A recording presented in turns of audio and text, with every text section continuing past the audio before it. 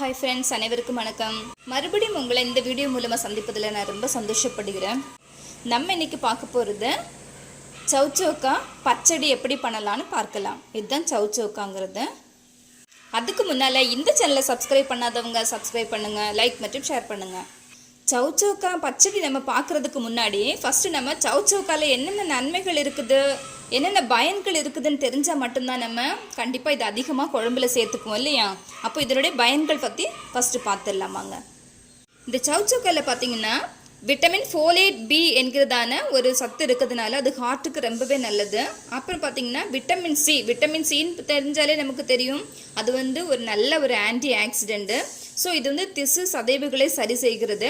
இந்த vitamin C இந்த சௌச்சௌக்காலேருந்து நமக்கு ஒரு 17% கிடைக்கிறது. ஸோ இதுலேருந்து நமக்கு இந்த புற்றுநோயிலேருந்து நம்ம மொத்தமாக விடுபடலாம். கண்டிப்பாக இதை சாப்பிடுங்க, புற்றுநோயிலேருந்து விடுபடலாம். பார்த்தீங்கன்னா இதில் காப்பர் என்கிற ஒரு மினரல் இருக்கிறதுனால இது அயோடினுக்கு ஹெல்ப் பண்ணுறது. இது தைராய்டை முற்றிலுமாக கட்டுப்படுத்துது. ஸோ தைராய்டு இருக்கிறவங்க கண்டிப்பாக இது உணவில் அதிகமாக சேர்த்துக்கோங்க.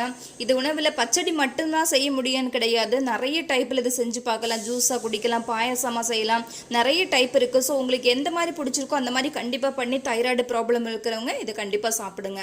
அப்புறம் பார்த்தீங்கன்னா இது மலச்சிக்கலை கட்டுப்படுத்துகிறது.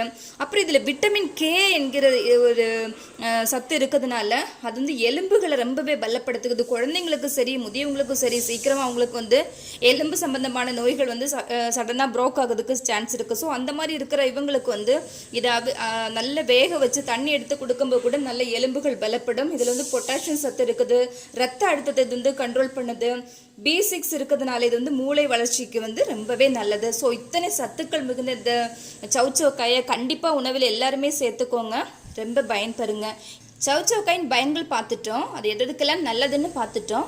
இனி சௌச்சௌக்கா பச்சடி செய்ய தேவையான பொருட்கள் என்னென்னு பார்த்துடலாம். இப்போ சௌச்சௌக்கா பச்சடி செய்வதற்கு நான் ஒரு சௌச்சௌக்கா எடுத்து வச்சுருக்குது, இல்லை ஒரு ஆஃப் எடுத்துக்கிறேன். நெக்ஸ்ட் இதில் தேங்காய், ஜீரகம் ஒரு ஆஃப் கப் எடுத்து வச்சுருக்கேன். தேங்காய், ஜீரகம், 2 பல் பூண்டு, கொஞ்சம் இஞ்சி, 2 பச்சை மிளகு. இதில் காரம் அதிகமாக வேண்டாம். இதில் கொஞ்சம் உப்பு தேவைக்கு எடுத்து வச்சுருக்கிறேன். தாளிக்கிறதுக்காக கருவேப்பிலையும் வற்றல் மிளகு எடுத்து வச்சுருக்கேன், கொஞ்சம் கடுகு. நெக்ஸ்ட்டு தாளிக்கிறதுக்காக 2 உள்ளி எடுத்து வச்சுருக்கேன். நெக்ஸ்ட்டு தயிர். இவ்வளோ தான் தேவையான பொருட்கள். சிம்பிளாக செஞ்சிடலாங்க. வாங்க இன்னும் எப்படி செய்யலான்னு பார்க்கலாமாங்க. நான் இப்போது இந்த சௌச்சௌக்காயை ஒரு ஆஃப் எடுத்து கட் பண்ணி வச்சுருக்கேன், சின்னதாக கட் பண்ணி வச்சுருக்கிறேன். இனி ஸ்டவ் ஆன் பண்ணி பேன் அடுப்பில் வச்சுட்டு கொஞ்சம் தண்ணி விட்டு கொதிச்சதுக்கப்புறம் இதை போட்டு நல்லா வேக விடலாம். இப்போ ஸ்டவ் ஆன் பண்ணி ஒரு பேன் அடுப்பில் வச்சுட்டு அதில் ஒரு 2 கிளாஸ் தண்ணி விட்டுருக்கேன். இதில் 2 உப்புக்கள் கூட சேர்த்துக்கிறேன். தண்ணி நல்லா பாயில் ஆனதுக்கப்புறமா அந்த காய் கட் பண்ணி வச்சுருக்கதான காயை ஆட் பண்ணிக்கலாம். தண்ணி பாயில் ஆகிட்டு இருக்கட்டும், நம்ம அதுக்குள்ளே எடுத்து வச்சுருக்கதான தேங்காய், ஜீரகம் இதெல்லாம் நல்லா அரைச்சி எடுத்துகிட்டு வந்துடலாம்.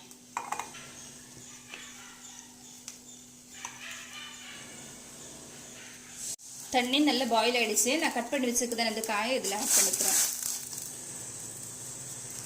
இது நல்லா வேகட்டும்னே ஒரு 15 மினிட்ஸ் வெயிட் பண்ணுவோம்.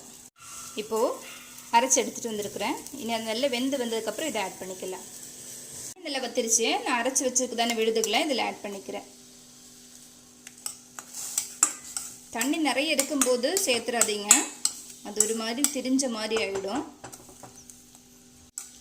இது மசால் போட்டதுக்கப்புறமாவும் கொஞ்சம் நேரம் கூட அடுப்பில் தண்ணி வற்றுற அளவுக்கு அடுப்பில் வச்சா போதும். அதுக்கப்புறம் ஆஃப் பண்ணி எடுத்துக்கலாம். இது அவ்வளோதான், நான் ஆஃப் பண்ணிட்டேன். இப்போ நல்லா ஆறுனதுக்கப்புறமா இனி இதில் நம்ம தாளித்து சேர்த்துக்கலாம். ஸ்டவ் ஆன் பண்ணி ஒரு பேன் அடுப்பில் வச்சு கொஞ்சம் எண்ணெய் சேர்த்துருக்குறேன். அது கூடவே இப்போ கடுகு சேர்த்துட்றேன். கடுகு சேர்த்துட்டு ஒரு காய்ந்த மிளகாய் சேர்த்துக்கிறேன். நெக்ஸ்ட்டு கட் பண்ணி வச்சு தானே சின்ன வெங்காயம் ஆட் பண்ணிக்கிறேன். அப்புறமா கருவேப்பிலை ஆட் பண்ணிக்கிறேன். தாளிச்சது எல்லாமே இந்த பச்சடியில் ஆட் பண்ணிடுறேன். பச்சடியில் ஆட் பண்ணிவிட்டேன். இது நல்லா ஆறுனதுக்கப்புறமா தயிர் சேர்த்துக்கலாம். இப்போ நல்லா ஆறிடுச்சு.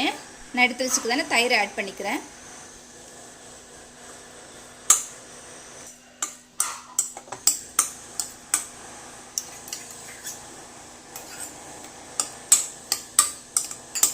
ஓகே, ரெடி ஆயிடுச்சு. நான் இப்போ இது வேறு பவுலுக்கு ட்ரான்ஸ்ஃபர் பண்ணிக்கிறேன். அவ்வளோதான், சுவையான சௌச்சௌக்கா பச்சடி ரெடி.